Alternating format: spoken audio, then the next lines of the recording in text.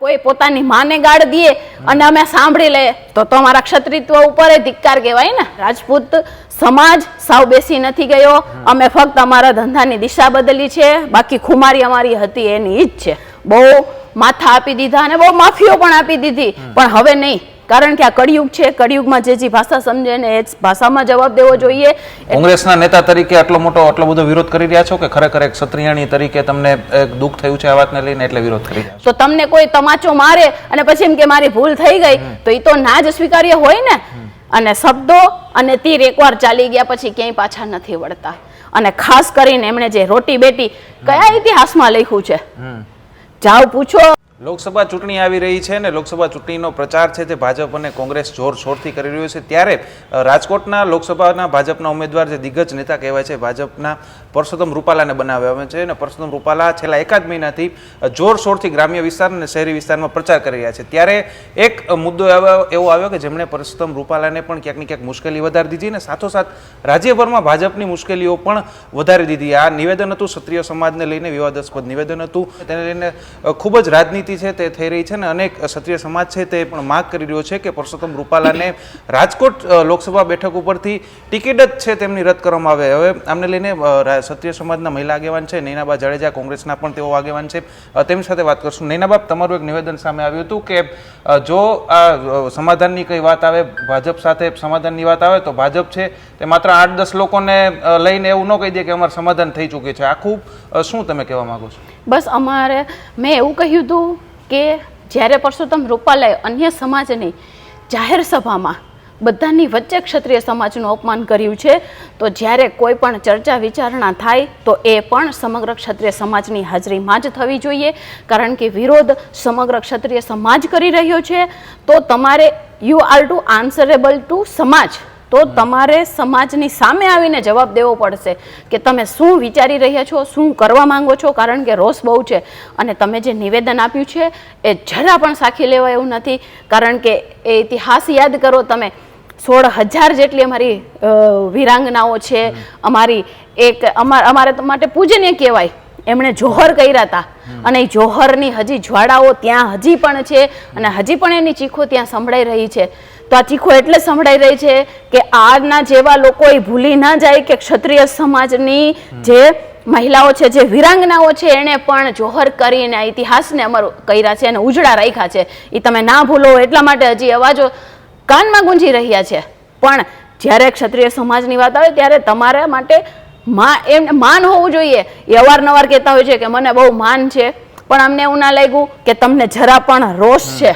કારણ કે અમારા કોઈ ભાઈએ જ્યારે એમને ફોન કર્યો, એમને કીધું કે તમે યોગ્ય નથી કર્યું, ત્યારે એમને પોતાની ભૂલનું ભાન થયું. ત્યાં સુધી તો એમને કંઈ હતું જ નહીં મનમાં કે હું આવડું મોટું કોઈનું અપમાન, એક આખી એવી સુરવીર જ્ઞાતિ છે કે હું એનું અપમાન કરીને આવ્યો છું, ત્યાં સુધી એને કાંઈ મનમાં જ હતું નહીં. અમારા ભાઈએ એમને કીધું કે તમે શું કરી રહ્યા છો, તમને એનું ભાન નથી. ત્યારે એ એમ કહે છે કે તમને ખોટું લાગ્યું હોય તો હું માફી માંગુ છું. તો આ તમારું સ્ટેટમેન્ટ હોવું જ ના જોઈએ. મતલબ કે તમને જરાય રોષ નથી.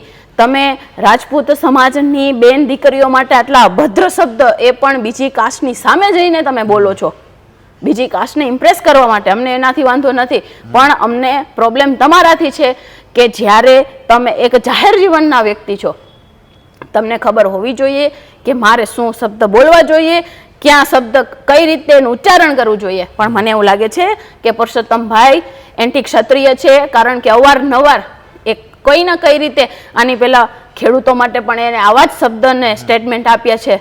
એટલે મને એવું લાગે છે કે એન્ટી રાજપૂત છે. તો એમના માટે આ એક જ સબક હોય કે આપના ઘરે જાઓ. પરસોત્તમ રૂપાલા હવે એવું શું કરે કે જેને લઈને ક્ષત્રિય સમાજ છે તેમને માફી માગે? કારણ કે તેમને તરત જેવી રીતે તમામ મીડિયામાં આ વાત આવી, તમામ મીડિયામાં સમાચાર ચાલ્યા, વિધિન અડધી કલાકમાં તેમણે માફીનો પણ એક વિડીયો આવી ગયો. ટ્રેન્ડ બની ગયો છે. આ ટ્રેન્ડ બની ગયો છે કે ભાઈ પેલે કોઈ પણ સમાજ માટે બફાટ કરો, ગમે ત્યાં ગમે જઈને વોમિટિંગ કરો અને પછી એમ કહો કે મારી ભૂલ થઈ ગઈ. આ ટ્રેન્ડ બની ગયો છે. પણ મને એવું લાગે છે કે હવે આ કળિયુગ છે એટલે રાજપૂત સમાજે પણ સુધારવાની જરૂર છે. બહુ માથા આપી દીધા અને બહુ માફીઓ પણ આપી દીધી, પણ હવે નહીં. કારણ કે આ કળિયુગ છે, કળિયુગમાં જે ભાષા સમજે ને એ જ ભાષામાં જવાબ દેવો જોઈએ. એટલે જો એ આ જ ભાષા સમજતા હોય તો મારો એવું માનવું છે કે એને આ જ ભાષામાં સમજાવવા જોઈએ. કારણ કે જો અત્યારે નહીં તો ક્યારે પણ નહીં. પછી આ એક ટ્રેન્ડ બની જશે કે હા ગમે બફાટ કરી નાખો અને માફી માંગી લ્યો એટલે ક્ષત્રિય સમાજ માફ કરી દે છે, પણ નહીં. આ ટ્રેન્ડને અહીં તોડવો જરૂરી છે. કારણ કે કહેવાય કે પીઢ નેતા છે, તો એમની સાથેથી આ શરૂઆત થશે તો ભવિષ્યમાં કોઈ પણ અન્ય વ્યક્તિ હોય, નેતા હોય, એ ભલે રાજકારણી હોય કે ના હોય કે અન્ય સમાજની પણ વ્યક્તિને સબક મળશે કે રાજપૂત સમાજ સાવ બેસી નથી ગયો, અમે ફક્ત અમારા ધંધાની દિશા બદલી છે, બાકી ખુમારી અમારી હતી એની ઈ જ છે. ક્ષત્રિય સમાજના ઘણા મોટા આગેવાનો છે તે ભાજપ સાથે જોડાયેલા છે, એટલે ક્યાંક ને ક્યાંક આ જે વાત છે તેનું સમાધાન તો થઈ જશે. તમે કહ્યો છો કે ભાઈ સમાધાન થઈ જશે, પણ મને એવું લાગે છે કે જે સમાજના આગેવાનો પક્ષ સાથે જોડાયેલા છે, ભાજપ સાથે જોડાયેલા છે, એનાથી કોઈ વાંધો નથી. કદાચ એમની પર્સનલ હિત પણ છુપાયેલું હોય, પણ મને એવું લાગે છે જો એ કાંઈ પણ આવું કરશે તો ક્ષત્રિય સમાજ એમને પણ માફ નહીં કરે. કારણ કે અહીં વાત ક્ષત્રિય સમાજના માન, સન્માન અને અસ્મિતાની છે. એટલે હું એવું માનું છું કે જો એ ઈચ્છતા હશે કે ક્ષત્રિય સમાજ માનભેર રાજકોટમાં માથું ઊંચું કરીને રહી શકે તો એ ચોક્કસપણે સમાજની સાથે રહેશે, નહીં કે ભાજપની. કારણ કે ક્ષત્રિય સમાજ કોઈ એક વ્યક્તિથી નથી બનતો અને કોઈ વ્યક્તિ સમાજથી બની શકે હું માનું છું, પણ સમાજ એક વ્યક્તિથી નથી બનતો. એટલે કોઈ પણ અગ્રણી હોય ક્યાંય પણ ડિસિઝન લે તો યાદ રાખજો કે તમારી ઉપર ક્ષત્રિય સમાજનું ઋણ છે, એ તમારે હવે આ સમયે ચૂકવવાનું છે. તમે આલફેલ ડિસિઝન લીધા તો ક્ષત્રિય સમાજ તમને પણ ક્યારેય માફ નહીં કરે. અને ખાસ કરીને એમણે જે રોટી બેટી કયા ઇતિહાસમાં લખ્યું છે, જાઓ પૂછો, ગઢવી છે આટલા બધા, બારોટજી છે એમને પૂછો રોટી બેટીના કેદી વ્યવહાર થયા હતા કે આલફેલ. અને તમે તો શિક્ષક છો, એનો મતલબ એ થયો કે તમે અંગૂઠા છાપ છો, તમે ઇતિહાસ વાંચ્યો જ નથી, એવું જ થયું ને. તો તમે કયા ધોરણ ઉપર કીધું કે રોટી બેટીના વ્યવહાર કર્યા છે? એટલે એક મહિલા તરીકે તો આ કોઈ દિવસ સાખી ના લેવાય. કારણ કે અમારી ઝાંસીની રાણી લક્ષ્મીબાઈ કે જેણે એ સમયે પોતાનું ધાવણું બાળક પીઠ ઉપર બાંધીને અંગ્રેજો સામે લડ્યા હતા, તો એના બલિદાન એડે જતા રહીએ, જોહર કર્યા થાય ઈ એડે જતા રહીએ. એટલે આ તો સાખી ના જ લેવાય. અને કોઈ પણ ક્ષત્રિયાણી એને માફ નહીં જ કરે, એની આ માફી સ્વીકાર્ય નથી. તો બધા એમ કે છે કે માફી માંગી લીધી, તમે માફી ભલે માંગી પણ અમે તમને માફ નથી કર્યા, કારણ કે એ માફી યોગ્ય જ નથી. ક્ષત્રિય સમાજ છે માન અને મર્યાદાને સૌથી વધારે મહત્વ આપતો હોય છે, ને આમાં ક્યાંક ને ક્યાંક મહિલાઓની વાત હતી. એટલે ક્ષત્રિય સમાજમાં મહિલાઓનું માન સન્માન ક્યાં રહેલું છે? તમે પણ ક્ષત્રિય સમાજમાંથી આવો છો. અમે એ જ કહીએ છીએ ને કે તમે આ જે રોટી બેટીના વ્યવહાર બોલ્યા તો તમે કયા આધારે બોલ્યા? આવડો ઇતિહાસ અમે વાંચ્યો, અમે અમારા વડવાઓને પણ સાંભળ્યા છે, અમે એ જ સાંભળ્યું છે કે એણે આહુતિઓ આપી છે. અમારી જે માઓ છે જે 80s 90s ની પહેલાને એ જમાના 18મી સદીમાં 19મી સદીના કદાચ તમે વાત કરો તો એ સમયે સતી થઈ ગયેલી છે. એ કોઈ દેવી દેવતા નહોતા, પણ આજ એ મનુષ્ય હતા, એમણે પણ ઘર સંસાર ચલાવ્યો અને સમય આવી એમણે સતીપણું સ્વીકાર્યું, તો એ પૂજનીય છે. આજ અમારા એ માં થઈને પૂજાતા હોય અને એના વિશે જો તમે આવી કોઈ પોતાની માને ગાળ દે અને અમે સાંભળી લઈએ તો તમારા ક્ષત્રિત્વ ઉપર એ ધિક્કાર કહેવાય ને.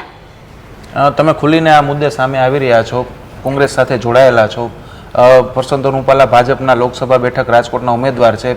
કોંગ્રેસના નેતા તરીકે આટલો બધો વિરોધ કરી રહ્યા છો કે ખરેખર એક ક્ષત્રિયાણી તરીકે તમને એક દુઃખ થયું છે આ વાતને લઈને એટલે વિરોધ કરી રહ્યા છો? જો પહેલી વાત તો એ કે મેં જ્યારે પણ હું સમાજમાં એક્ટિવ છું, બરાબર, સમાજમાં જ્યારે કોઈ એવું હોય છે ત્યારે હું ઊભી જ હોઉં છું.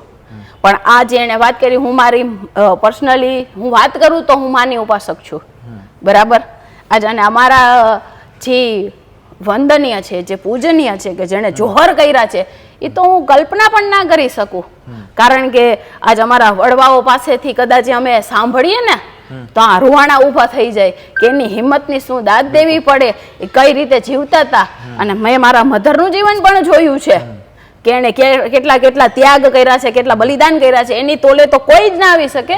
કારણ કે અને એ જે અમારી વીરાંગનાઓ છે એની તો તમે કલ્પના પણ ના કરી શકો એટલું એને સહન કરીને આ દેશને આપ્યું છે. અને આજ એ દેશ માટે દેશના લોકોને એના માટે સન્માન હોવું જોઈએ. એ પૂજનીય છે.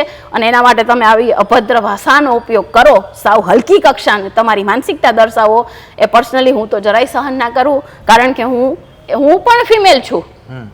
તો તમને કોઈ તમાચો મારે અને પછી એમ કે મારી ભૂલ થઈ ગઈ, તો એ તો ના જ સ્વીકાર્ય હોય ને. અને શબ્દો અને તીર એકવાર ચાલી ગયા પછી ક્યાંય પાછા નથી વળતા. એટલે હું એવું માનું છું કે હું એક ક્ષત્રિય છું અને એક દીકરી છું. તો આજ સવાલ અમારી ગરિમાનો છે. કારણ કે જો આ તમને માફ કરી દીધા તો ક્ષત્રિય સમાજની કોઈ પણ નારી માટે એલફેલ કોઈ પણ વ્યક્તિ ગમે ત્યારે ગમે સ્ટેટમેન્ટ આપી શકશે. એના માટે હું આ સ્ટેન્ડ કરું છું. કારણ કે એમણે જે બોલ્યું છે એ સ્વીકાર્ય નથી. અને કદાચ હું નહીં, અમારા સમાજની જેટલી પણ મહિલાઓ છે, કદાચ કોઈ પણ સંગઠનમાં હોય, ઘણા બધા સંગઠન સાથે કે રાજકીય પાર્ટી સાથે સંકળાયેલા હશે, એ કોઈને પણ માન્ય નહીં હોય. અને હું હંમેશા એ વાત કરું છું કે હું જ્યારે પક્ષ માટે કામ કરતી હોઉં છું, પક્ષ માટે જ કામ કરું છું. અને જ્યારે સમાજ માટે કામ કરતી હોઉં છું ત્યારે હું પક્ષનું પણ નથી રાખતી. છેલ્લો સવાલ, એક કોંગ્રેસના આગેવાન તરીકે નહીં પરંતુ એક ક્ષત્રિય સમાજના મહિલા તરીકે તમને પૂછવા માંગીશ કે આ મુદ્દાનો હવે અંત શું, સમાધાન શું? મુદ્દાનો અંત તો બહુ પહેલા જ કહી દીધું છે કે રૂપાલા સાહેબ અમરેલી જાઓ, તમારા માટે બેસ્ટ છે, ત્યાં પણ અમે તમને જોઈ લેશું. પણ અહીંયા તો તમે નહીં જ. કારણ કે તમે અહીંયા અમારી અસ્મિતાને લલકારી છે, એટલે અમારે એમનો જવાબ તો દેવો જ પડે. એટલે આનો એક જ રસ્તો છે કે રૂપાલા સાહેબ ટિકિટ કેન્સલ થવી જોઈએ અને ઘર ભેગા થવા જોઈએ અમરેલી. કારણ કે અમને અહીં રૂપાલા જોઈએ જ નહીં. અને જો એની અવગણના થશે તો એનું પરિણામ પણ એમને ભોગવવું તો પડશે જ. આ હતા કોંગ્રેસના આગેવાન, ખાસ કરીને ક્ષત્રિય સમાજના મહિલા આગેવાન. ત્યારે જોવાનું રહેશે કે આગળ આ મુદ્દે કયા પ્રકારના સમીકરણો સામે આવે છે.